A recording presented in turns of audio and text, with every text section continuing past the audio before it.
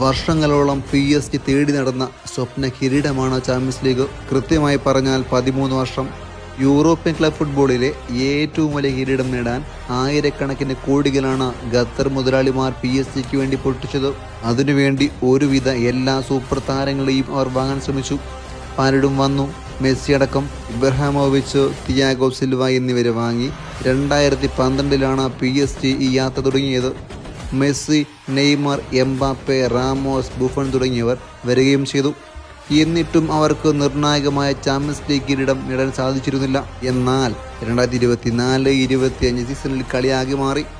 Mbappe റയലിൽ പോയതോടെ ടീമിലെ super stars ഇല്ലാണ്ടായി. കോച്ചായിരുന്ന Luis എൻറിക്കയും ആഗ്രഹിച്ചതും അതായിരിക്കണം. കോച്ചിനും മുതലാളിമാർക്കും മനസ്സിലായി ടീമിന് വേണ്ടത് ഒന്നിച്ചു കളിക്കുന്ന ഒരു കൂട്ടം കളിക്കാരാണ്.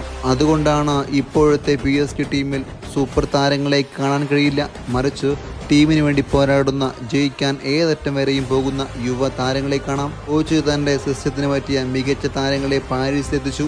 ഡിസൈറി ഡൗ, കിച്ച, ബാർക്കോള, മെൻഡസ്, വിറ്റിഞ്ഞ എന്നിവരെയൊക്കെ അതിൽ ചിലർ മാത്രം. അതുകൊണ്ടുതന്നെ വ്യക്തിഗത നേട്ടങ്ങൾക്കല്ലാതെ ടീമിന് വേണ്ടി പോരാടുന്ന ഒരു കൂട്ടം യുവ താരങ്ങളെ വാർത്തെടുക്കാൻ കോച്ചിന് സാധിച്ചു.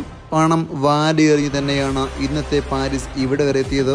പക്ഷേ 2025 അവർ ആ പണം ഉപയോഗിച്ച് നല്ലൊരു സ്ക്വാഡിനെ കൂടി ബിൽഡ് ചെയ്തു. അതിൻ്റെ ഗുണമാണ് അവർക്ക് ഇന്ന് കിട്ടിയത്. വ്യക്തിഗത മികവല്ല, ടീം വർക്കാണ് യഥാർത്ഥ താരം.